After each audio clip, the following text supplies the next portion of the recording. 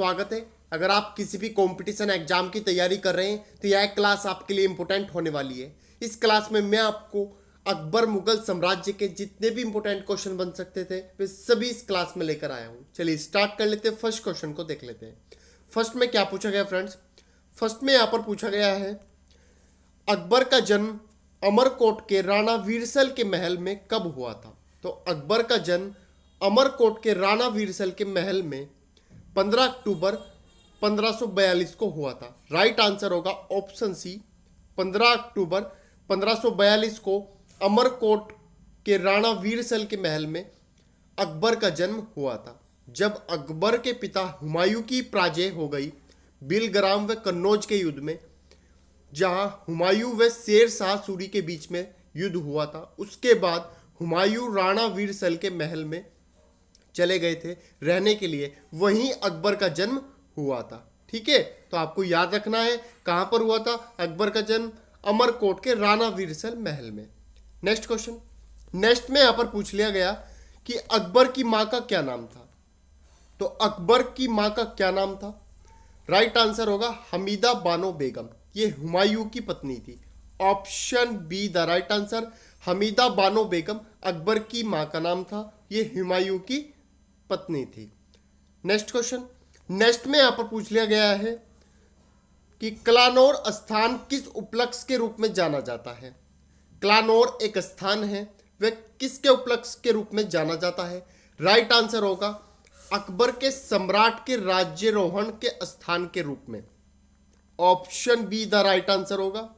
ठीक है, अकबर के सम्राट के राज्यारोहण के स्थान के रूप में क्लानौर स्थान को जाना जाता है। ठीक है, क्लानौर में अकबर का जन्म व ताजपोशी हुई थी। सॉरी, जन्म नहीं, जन्म तो उमरकोट में हुआ था।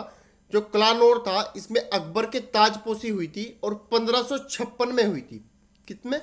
1556 में ताजपोशी कर दी गई थी।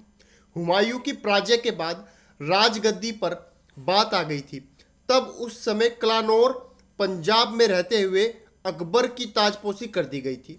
ठीक है, और तब अकबर की आयु कितनी थी? तो बाल्यावस्था में थे जब अकबर, और 13 वर्ष की आयु थी अकबर की, तब ताजपोशी कर दी गई थी। ये पंजाब में पड़ता है क्लानौर स्थान। ठीक है, चलिए नेक्स्ट क्वेश्चन।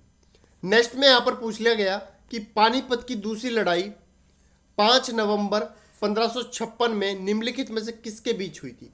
राइट आंसर होगा अकबर और हेमू के बीच हुई थी। हेमू का नाम लोकप्रिय नाम था। अकबर और हेमू के बीच हुई थी। Option C the right answer होगा। ठीक है, अकबर और हेमू के बीच, हेमू उसको एक लोकप्रिय नाम था, वैसे उसका ओरिजिनल नाम हेमचंद विक्रमादित्य था। ठीक है, इनके बीच पानीपत का दूसरा युद्ध हुआ था। और दूसरा क्वेश्चन बनता है कब हुई थी ये लड़ाई? तो 5 नवंबर 1556 में हुई थी। ये आपको याद रखना है। इसमें अकबर की जीत हुई थी। ठीक है, चलिए नेक्स्ट क्वेश्चन। नेक्स्ट में यहां पर पूछ लिया गया हल्दी घाटी का युद्ध कब लड़ा गया था? तो हल्दी घाटी का युद्ध कब लड़ा गया था फ्रेंड्स? तो 1576 में। राइट आंसर ऑप्शन बी होगा, 1576 में हल्दी घाटी का युद्ध लड़ा गया था। अगर मेरा कंटेंट आपको पसंद आए तो प्लीज लाइक और सब्सक्राइब करना ना भूलें। नेक्स्ट क्वेश्चन, नेक्स्ट में यहां पर पूछ लिया गया कि अकबर ने खानदेश को कब जीता था? तो अकबर ने खानदेश को कब जीता था फ्रेंड्स? तो राइट आंसर यहां पर होगा 1599। तो 1599 में अकबर ने खानदेश को जीता था। तो राइट आंसर ऑप्शन सी होगा 1599। नेक्स्ट क्वेश्चन, नेक्स्ट में यहां पर पूछ लिया गया कि हल्दी घाटी की लड़ाई किसके बीच लड़ी गई थी?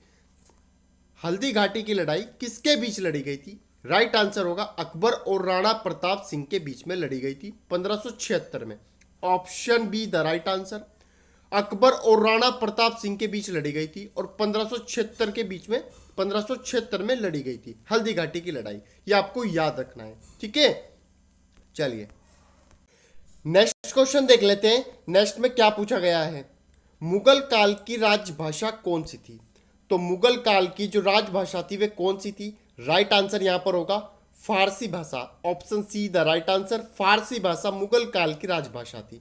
नेक्स्ट क्वेश्चन, नेक्स्ट में यहां पर पूछ लिया गया कि दिल्ली सल्तनत के प्रभाव के उपरांत किस शासक द्वारा स्वर्ण मुद्रा का सर्वप्रथम प्रचलन किया गया? तो अकबर के द्वारा स्वर्ण मुद्रा का प्रचलन हुआ था। Option B the right answer, Akbar के द्वारा स्वर्ण मुद्रा का प्रचलन हुआ था। ठीक है, चलिए नेक्स्ट क्वेश्चन। नेक्स्ट में यहां पर पूछ लिया गया है कि निम्नलिखित में से किसने राम सीता की आकृतियों युक्त सिक्के चलाए थे? तो अकबर के द्वारा राम सीता आकृति युक्त सिक्के चलाए गए थे। ये भी आपको पता होना चाहिए, इंपोर्टेंट क्वेश्चन है। अकबर के द्वारा राम सीता आकृतियों युक्त सिक्के चलाए गए थे। चलिए नेक्स्ट क्वेश्चन। नेक्स्ट में यहां पर क्या पूछा गया कि अकबर ने सम्राट की उपाधि कब ग्रहण की थी? तो अकबर ने सम्राट की उपाधि कब ग्रहण की थी? तो राइट आंसर होगा असीरगढ़ युद्ध 1601 में दक्षिण विजय जीत के बाद। ठीक है ना, तो अकबर ने असीरगढ़ युद्ध 1601 में दक्षिण विजय जीत के बाद। तो option C the right answer यहां पर होगा। ठीक है, राइट आंसर होगा ऑप्शन सी। ठीक है, असीरगढ़ युद्ध 1601 में दक्षिण विजय के बाद। Next question. नेक्स्ट में यहां पर पूछ लिया गया कि किस राजपूत वंश ने अकबर के सामने आत्मसमर्पण नहीं किया था? तो सिसोदिया वंश ने।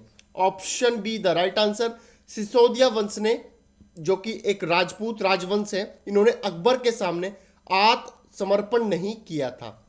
ये सभी राजपूत वंश है, चौहान वंश, ठीक है ना, परमार वंश, ठीक है ना, ये सब राजपूत वंश है। तो सिसोदिया वंश ने आत्मसमर्पण नहीं किया था अकबर के सामने।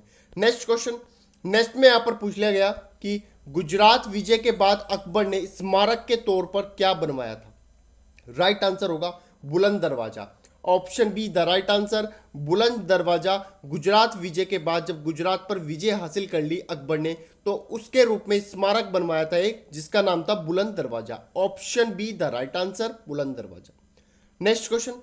नेक्स्ट में यहां पर पूछ लिया गया कि बुलंद दरवाजा कहां स्थित है? तो उत्तर प्रदेश में स्थित है। Option C the right answer, Uttar Pradesh में बुलंद दरवाजा स्थित है। Next question.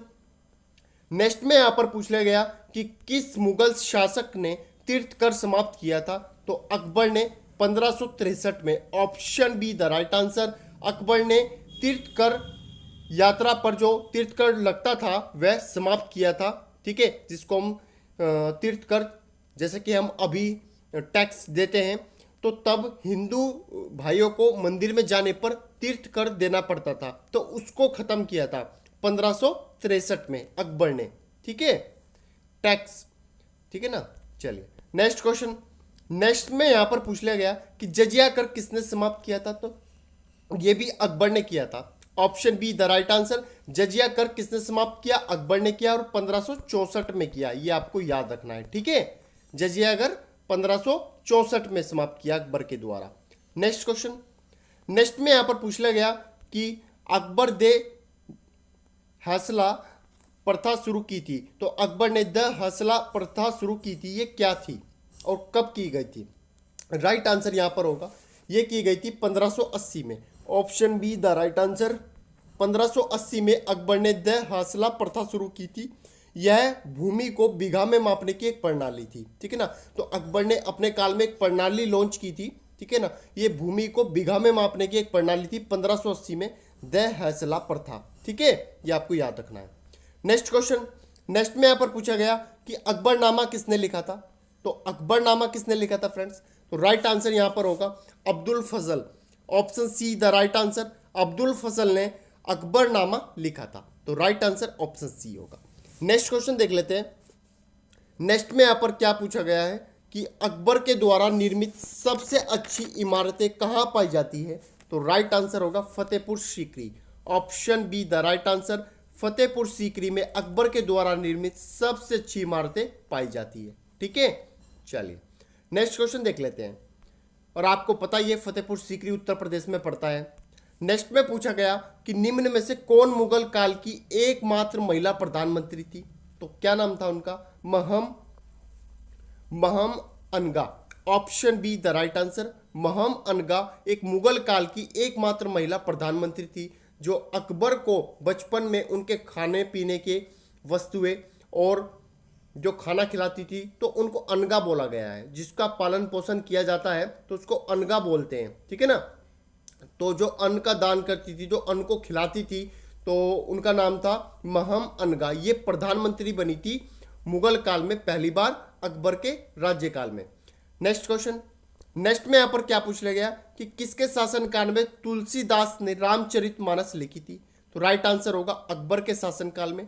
Option B the right answer, Akbar के शासनकाल में तुलसीदास जी ने रामचरितमानस लिखी थी। ये आपको पता होना चाहिए, इंपॉर्टेंट क्वेश्चन है। देखिए इंपॉर्टेंट क्वेश्चन है। वीडियो आपको अगर अच्छी लगे ना तो लाइक और सब्सक्राइब करना ना भूलें। नेक्स्ट क्वेश्चन में देख लेते हैं। नेक्स्ट में पूछा गया कि निम्न में से किस स्थान पर अकबर ने इबादत खाना उपासना भवन का निर्माण करवाया था? तो राइट आंसर यहां पर होगा फतेहपुर सीकरी।